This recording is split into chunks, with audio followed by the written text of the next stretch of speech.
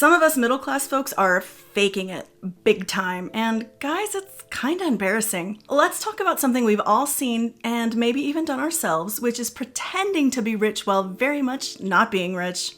Broke even. But we don't want to let down that facade we've created that we're wealthy and successful beyond our wildest dreams, and yes, we can afford a pony. So here are 11 slightly embarrassing, occasionally hilarious ways that middle-class folks cosplay as millionaires while secretly crying at night into their overdraft alerts. And this isn't meant as shade because this is a judgment-free zone. But you also might feel a tiny bit roasted by the end of this video, so prepare yourself. 1.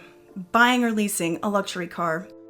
It's kind of hard to feel good about your perfectly fine, completely paid off 2012 Honda Civic while the other moms in the carpool drop-off line all have brand new, top-of-the-line, probably white SUVs, even though you know full well you cannot afford that Mercedes payment, but you do it anyway.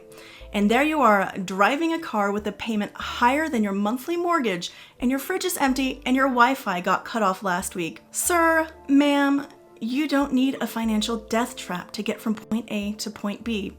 The car may be fancy, but those stress levels are not cute. 2. Purchasing designer goods. You've got a $1,000 handbag with $3.87 inside of it. Wouldn't you rather have that money lining your pocket than on your arm? Like the rapper Cash Doll said in her hit song, The Cash Commandments, don't go blowing money on the bag if you can't put a bag in it. People go out of their way to show others that they have it, aka money. A Gucci belt holding up discount store jeans apparently makes them feel like somebody, I don't know. But designer items won't keep the bill collectors at bay, and it's not the flex you think it is. Just be responsible. 3. Paying for expensive vacations just for the photo op. Yes, we see you in Bali, Tulum, and Santorini taking those flowing dress photographs and posting them on Instagram with the hashtag blessed in the caption. Yeah, it looks nice. And maybe someday if I hit the lotto, you'll also see me on white sand beaches and far off places in a dress I probably shouldn't be wearing in public, posing for the camera like an influencer in the wild. Doesn't sound like a bad life, but if you flew halfway around the world for likes and now you're back home and you can't afford your lunch, Instagram isn't paying the rent, and those past due bills and that payment on your high interest rate credit card that you used to finance that trip, they're still waiting for you when that fantasy ends. 4. Having your dream wedding. It's wild how many people invest more in the wedding than they do in their actual marriage. Middle-class couples will go and drop $40,000 on a wedding while still owing tens of thousands in student loans, and that's just wild behavior. It's an expensive party to show off your significant other. That's all a wedding is. Yes, they are worth more than all the money in the world, but that's a lot of cash to spend, especially if you have other debt. Stats don't lie. Couples who spend less on weddings actually tend to stay married longer. So instead of a Pinterest-perfect wedding, maybe focus on having a Pinterest-worthy marriage. That $40,000 could be part of a down payment on a new home or several honeymoons, instead of a 2-hour reception with dried chicken and a cash bar and your weird uncle who you hope you never see again in the rest of your life. Weddings should be meaningful and affordable. Invest your money so you can eventually live like the rich folks that you aspire to be. 5. Moving on up without the finances to support it. This is about looking the part rather than actually being it. Just because a zip code sounds fancy, it doesn't mean that your budget agrees. There is nothing wrong with having aspirations and walking the streets of your ideal neighborhood and dreaming of living there someday. We all do it. If we don't do it physically, we're doing it by looking at houses on Zillow. But it's not smart to make that move before you're financially ready to do so. If you're already struggling, trying to build wealth in a more expensive neighborhood isn't going to make things any easier. Living in a trendy neighborhood in a shoebox apartment with sky-high rent just so you can say, I live in that part of town, isn't aspirational. It's delusional. And you'll still spend your weekends driving back to your old neighborhood where your friends, family, and actual joy are. Maybe stay there and save some coins. Drop the pretense. 6. Living paycheck to paycheck while refusing to budget. The fall from middle class to completely broke is not very far to fall, and pretending you have an unlimited cash flow while hanging on by a thread is a one-way ticket to in debt, up to my eyeballs, and maybe even bankruptcy town. Listen, budgeting doesn't make you broke. It makes you aware. It helps you make smarter decisions. And it's not worth putting yourself at financial risk, knowingly or otherwise, just so other people falsely believe that you're rolling in the dough. It's worth it to play some budgeting Tetris now so that you can win later on. 7. Upgrading your phone because a new one came out. Oh my gosh, so many people are guilty of this one. Look, if your current phone works, why are you financing a brand new one just because Mr. Apple Tim Cook told you it has just a slightly better camera?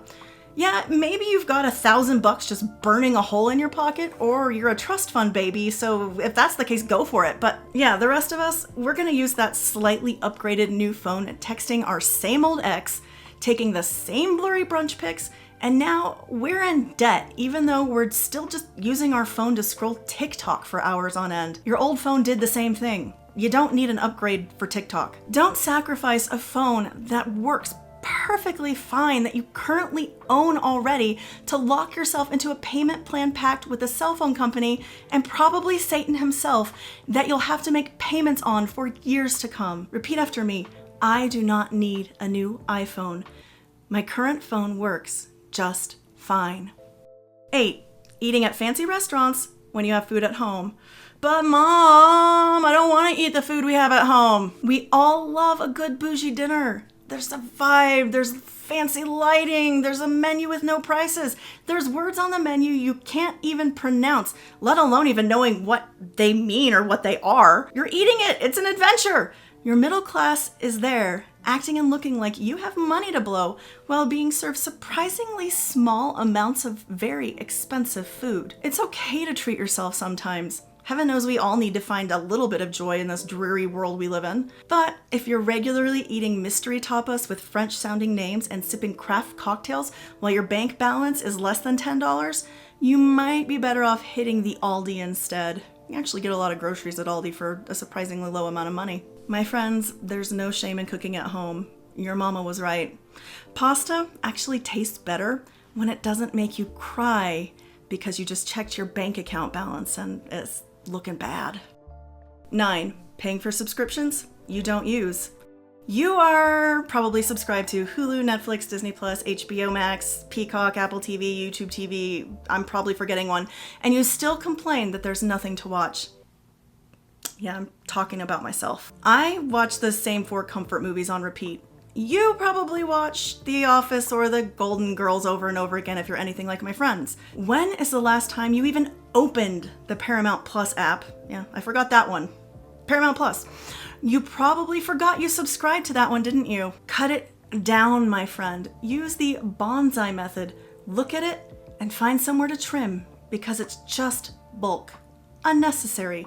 You are not premium tier subscription rich, and that's okay. There is nothing wrong with being on the ad-supported tier. Little purchases add up, and you don't need to be able to brag to visitors that you can provide every entertainment option known to man. Besides, you know you're just going to sit on your couch and scroll on your phones all night anyway, so why bother? Save your money. 10. Home decor that looks good but costs too much. You walk into someone's apartment and it looks like a Restoration Hardware threw up in there. There's a custom couch, gold fixtures, decorative books nobody's read. It's like they're submitting their home for a centerfold feature in House Beautiful magazine. It's giving rich auntie, but last week the same person also sent you a Venmo request for $20, so something ain't adding up. Listen, vibes are important. A home should be a cozy reflection of who you are and a place you want to be. Because, you know, being at home is cheaper than being outside, but don't tap out your bank account trying to impress others with your home decor and design sense. But also, maybe I'm not the person to be giving advice because my husband and I still use a dresser in our bedroom that we bought years ago from a garage sale for $25. But also, don't sleep on secondhand goods that give you the opportunity to brag about scoring a great deal. Like, I have this mid-century modern solid wood dresser I bought for $100 off of Facebook Marketplace, and it's been refinished by my husband, not me, of course, into this gorgeous console that we have under our television. That stuff can be pretty impressive, and we do like to brag about it, and it looks great. So have some unique things, refinish. redo, reuse, recycle, and save your money. 11. Throwing lavish parties to impress people you don't even like. Finally, throwing a fancy party for people you don't even like is next level people pleasing. You deep cleaned the house, you got a new outfit, you made hors d'oeuvres, and you bought the good champagne, not the stuff from Trader Joe's, but you secretly hope half of your guests cancel. And after all that effort, they're still gonna talk about you behind your back. Rich people seem to thrive on this scenario, but for us common folk, it's just wasted time, money, and effort. And energy. Ain't nobody got time for that. You know what you can do? Throw smaller parties with people you actually like and who like you. It costs less, and chances are good you're gonna have a better time anyway. Look, the truth is, you don't have to look rich or be rich to live well. What you can have is financial peace, and that's kind of the real flex. So if you've been pretending to be wealthy while quietly watching your finances drain from your bank account and that number get lower and lower, just know you're not alone, but it's not too late to shift your attitude and turn things around. A truly fulfilling life is lived within your means. It's less stressful, less chaotic, less cringeworthy, and less keeping up with the Joneses. You may not get that reference if you're young, but Gen Xers know what I'm talking about. Because who cares about the Joneses anyway? You can live well and live authentically and not be broke. Thanks for watching YourTango. Make sure to like, subscribe, and drop your most embarrassing rich person move that you've done in the comments because we're all guilty of at least one. And I'll see you next time.